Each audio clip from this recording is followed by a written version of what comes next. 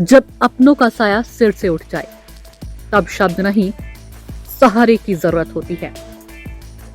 सवाल सिर्फ इतना नहीं है कि सड़क हादसे में 2 जिंदगियां क्यों चली गई। सवाल यह भी है, ऐसे वक्त में पीड़ित परिवार के साथ कौन खड़ा होता है और कौन सिर्फ बयान देकर आगे बढ़ जाता है। आज की एक खबर राजनीति से ज्यादा इंसानियत की है। सुल्तानपुर से सामने आई तस्वीर में एक टूटा हुआ परिवार है, आंसुओं में डूबे परिजन हैं और उनके बीच पहुंचा समाजवादी पार्टी का एक नेता। हम बात कर रहे हैं सपा के सक्रिय नेता विपिन सिंह दीपक की। रविवार को विपिन सिंह दीपक उस पीड़ित परिवार के घर पहुंचे जिसने एक ही हादसे में अपनी 2 बेटियों को खो दिया। मोतीगंज बाजार जाते समय हुए भीषण सड़क हादसे में प्रियदर्शनी और उनकी चचेरी बहन आनवी तिवारी की मौके पर ही मौत हो गई, जबकि प्रियदर्शनी की बहन प्रशाली गंभीर रूप से घायल हो गई है। फिलहाल उनका इलाज लखनऊ में चल रहा है। हादसे के बाद से पूरा परिवार सदमे में है। घर में मातम पसरा है, हर आंख नम है। ऐसे समय में विपिन सिंह दीपक का परिवार के बीच पहुंचना सिर्फ एक राजनीतिक दौरा नहीं था। उन्होंने शोकाकुल परिजनों को ढांढस बंधाया और तुरंत 50,000 रुपए की आर्थिक सहायता भी दी। लेकिन मदद यहीं तक सीमित नहीं रही। पीड़ित परिवार से बातचीत में विपिन सिंह दीपक ने साफ कहा कि इस समय राजनीति का नहीं है, ये समय इंसानी फर्ज निभाने का है। उन्होंने भरोसा दिलाया कि परिवार को हर संभव मदद दी जाएगी। साथ ही हादसे से जुड़ी कानूनी लड़ाई पूरी मजबूती से लड़ी जाएगी। इसके लिए अधिवक्ताओं की व्यवस्था वह स्वयं करेंगे। परिवार से कोई भी शुल्क नहीं लिया जाएगा। ये बयान सिर्फ सहानुभूति नहीं बल्कि जिम्मेदारी का संकेत था। राजनीति में अक्सर मदद के वादे कैमरे तक सीमित रह जाते हैं, लेकिन यहाँ मौके पर मदद दी गई। ये पहला मौका नहीं है जब विपिन सिंह दीपक पीड़ितों के साथ खड़े नजर आए हों। इससे पहले भी साहबगंज निवासी अरबाज खान की मौत के मामले में भी उन्होंने न सिर्फ आर्थिक सहायता दी थी बल्कि आवास और बच्चों की शिक्षा की जिम्मेदारी भी उठाई थी। यानी ये कोई एक दिन की संवेदना नहीं बल्कि एक लगातार चलने वाला सामाजिक सरोकार है। इस मौके पर समाजवादी पार्टी के जिलाध्यक्ष रघुवीर यादव भी मौजूद रहे। रघुवीर यादव ने कहा कि पूरे प्रकरण की जानकारी पार्टी नेतृत्व को दी जाएगी। उन्होंने साफ किया कि राष्ट्रीय अध्यक्ष अखिलेश यादव तक ये मामला पहुंचाया जाएगा ताकि पीड़ित परिवार को और अधिक सहायता मिल सके। राजनीतिक गलियारों में इस सवाल अक्सर उठता है, जनसेवा क्या सिर्फ मंचों से होती है या फिर दुख की घड़ी में कंधे से कंधा मिलाकर खड़े होने से? सुल्तानपुर की इस घटना ने इस सवाल का जवाब जमीनी स्तर पर दे दिया है।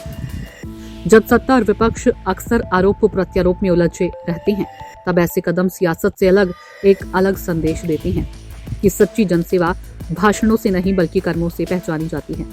अब देखना यह होगा कि पीड़ित परिवार को आगे कितनी सहायता मिलती है और क्या प्रशासन इस हादसे के दोषियों पर कड़ी कार्रवाई करता है या नहीं। फिलहाल दुख की इस घड़ी में एक बात साफ है, इस परिवार को अकेला नहीं छोड़ा गया। इसी के साथ इस रिपोर्ट को यहीं विराम। से भी आए हुए थे, हिंदू युवा वाहिनी से भी आए थे और आरएसएस के भी लोग आए हुए थे। सांत्वना सारे लोग दे के गए हुए हैं। अभी कार्रवाई क्या हो रही है अभी मुझे कुछ अवगत नहीं है। देखते हैं क्या होता है।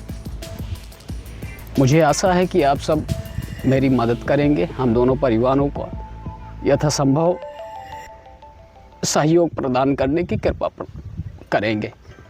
यहाँ कोई मुसलमान या ब्राह्मण परिवार का बात नहीं है। एक मानवता होनी चाहिए और ये मानवता इसलिए होना चाहिए कि हम आप इंसान हैं। मुझे उस दिन लेट पता चला, लेकिन मैं नोएडा से लौट के साहबागंज गए और मुझे लगा कि ये परिवार जो है बहुत पीड़ित परिवार है। वाकई में पीड़ित परिवार था। मैंने पूरे कई 2-3 जगह प्रदेश घूमा हूँ, लेकिन मुझे इतना गरीब आदमी कोई मिला नहीं। तो इंसानियत के तौर पे मैंने जब देखा उसको ज़रूरत कुछ, तो मैंने 50,000 का था तो उसकी मदद कर दिए। और 90 दिन के अंदर अगर उसका प्रशासन घर नहीं बनाता है तो 90 दिन जिस दिन पूरा होगा 12 बजे रात 12:01 में उसके हम मटेरियल गिरा करके मैं 2 मंजिल मकान उसका बनाने का वादा किया था और मैं अपने निजी पैसे से बनाऊंगा। और रही बात ये मुसलमान या ब्राह्मण या हिंदू, ये सब कोई बात नहीं है।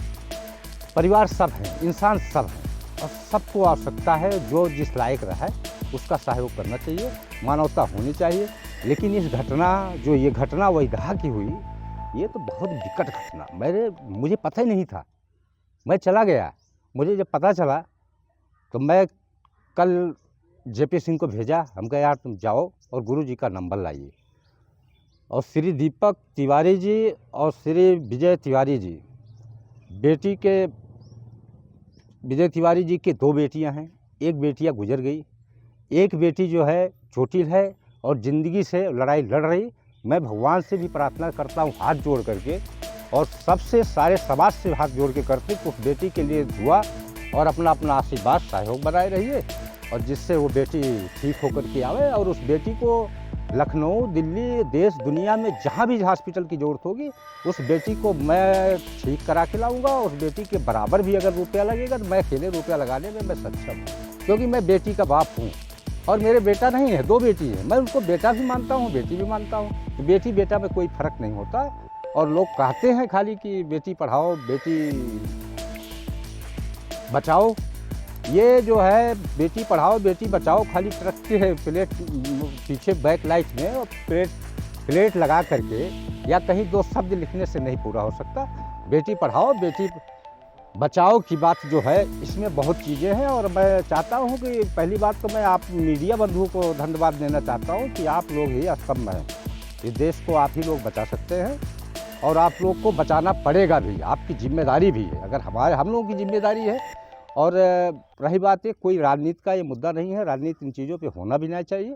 मानवता के चक्कर में जब मुझे पता चला तो मैं कल विजय तिवारी जी से बात करने के बाद मैं सोचा हॉस्पिटल जाऊं, लेकिन चाचा ने मुझसे कहा कि वहाँ जो है अभी किसी को डॉक्टर हॉस्पिटल का प्रोटोकॉल के हिसाब से जाना आना थोड़ा सा वो है, लेकिन मैंने कहा नहीं हम जाएंगे। तो गुरुजी ने मुझे नंबर दिया हुआ श्री वेद प्रकाश जी का, लेकिन मुझे लेट हो गया दिल्ली से आने में। मैं 10:30 बज गया। तो मैं कहा प्रोटोकॉल को हॉस्पिटल का बना रहा है और बेटी को मैं दुए कर सकता हूँ, और इसलिए मैं वैधा आया। और वैधा आकर के और श्री दीपक तिवारी जी से भी मिले।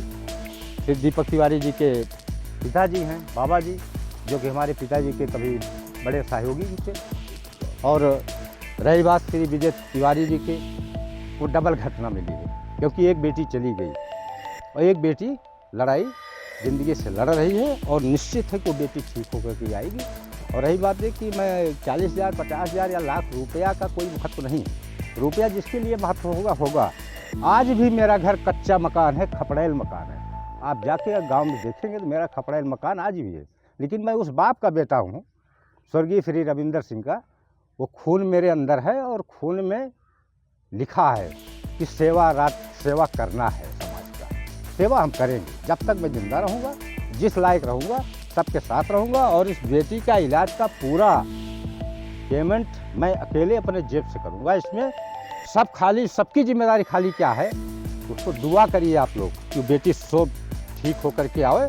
और समाजवादी पार्टी के जिला अध्यक्ष श्री रघुवीर यादव जी भी आए हैं, और मैं अध्यक्ष जी से निवेदन भी किया हूँ कि राष्ट्रीय अध्यक्ष श्री माननीय अखिलेश जी से बात करके एक प्रतिनिधिमंडल यहाँ पे पार्टी की तरफ से आएगा, इस परिवार की दुख सुख सुनेगा और पार्टी जो सहयोग कर सकेगी सहयोग भी करेगी।